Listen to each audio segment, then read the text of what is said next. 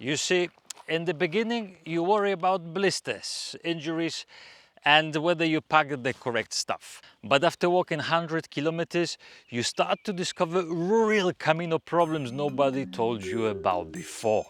So when the body adjusts to the physical effort into the backpack, the mind starts to be super creative. And that's exactly when the things get a bit weird.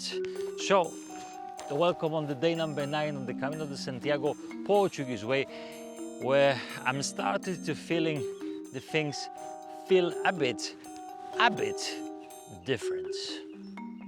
Let's discover it together. Vamos, chicos! Routine repetition. Every Camino day starts the same way.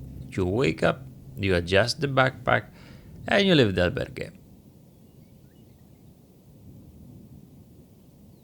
And today, just like every other day, I was dreaming of coffee. Except today, the coffee was closed, and somehow that felt personal.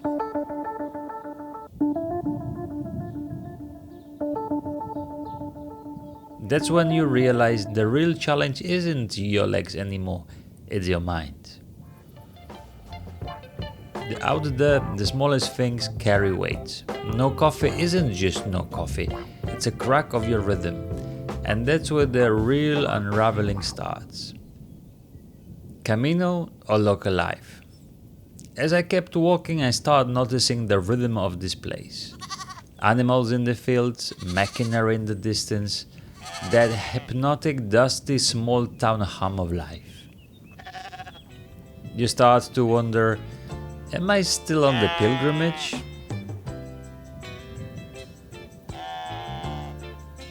Or am I just becoming a part of the neighborhood? Suddenly, I'm waving to farmers like you have old friends. I don't feel like visitors anymore.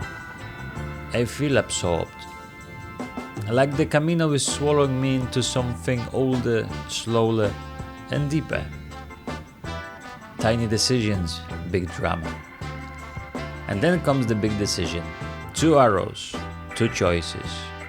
Do I take the official route or the one that whispers Templar secrets? I love these points when you have to decide what to do. And on one side there is like coffee. There's one coffee over there, there's another Casa Paradise just says coffee. But on the other hand, there is a Camino which passes through more natural places, then it has a nice little village. But this one is coffee. I remember those biblical stories when the devil is trying to convince you about something. I remember those ones. They told me when I was smaller. Coffee. I choose adventure because even if the cafe is closed, the mysteries aren't. I stood there for a long time overthinking. I felt like choosing between logic and magic. And today, I feel I need a little magic.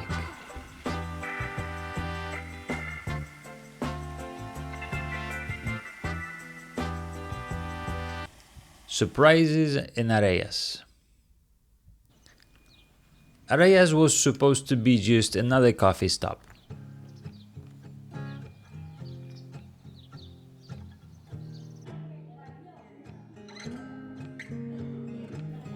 But the Camino had other plans. One minute I was zipping espresso, and the next I was getting a private tour of a church I didn't even know existed. No tickets, no guide, just kindness. Sometimes the secrets show up when you're not looking for it. And there was an incense in the air and the silence in the pew. The man showing me around smiled like he'd know each other forever. It reminded me the Camino is filled with doors that only open when you stop rushing. Backpack therapy. After 150 kilometers, my backpack and I, let's just say our honeymoon phase is over. It squeaks, it rubs, it suddenly weighs more, even though I haven't added anything. Today we argued. I told it to shut up. It squeaked louder, so I carried it in silence. I adjusted the straps for 17 times.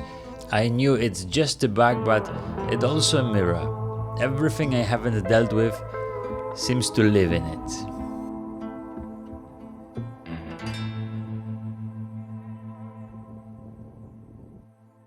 Talking to the olive trees.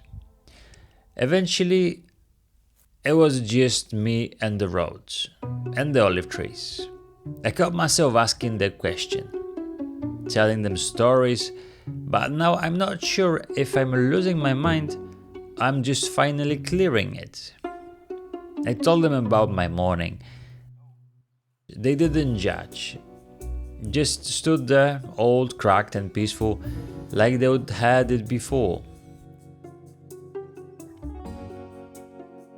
The real reason we walk. So I used to think the Camino was about effort, about distance, about seeing how far I could go. But lately, it feels more like unraveling. Not in a sad way, more like letting go of everything that's too tight. The rush, the proving, the need to always know what's next. And out there, those things start to fall off. Not all at once, but slowly. With every kilometer, something softens. And then you start hearing the word again. And maybe yourself. I think the Camino doesn't test your strength. It asks you to who you are without the noise. And walking gives you time to remember. The day ended in a Templars albergue, and yes, the toilet was exceptional. I gave it 5 stars. Not just for luxury, just consistency. Which on the Camino, it's high praise. I even weighed my backpack items one by one, which tells you everything about my mental state. And at some point I looked at my toothbrush and thought, maybe this is too much? I laughed, then I packed it back, because out there, the ridiculous and the sacred walk side by side. So, you see, after 100 kilometers, I felt I'm gonna feel stronger. And physically I do. But mentally, this is where the real Camino starts.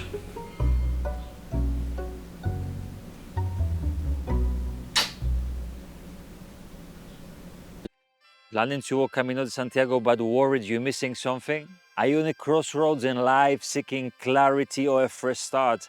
What if you could capture every moment of the transformation along the way?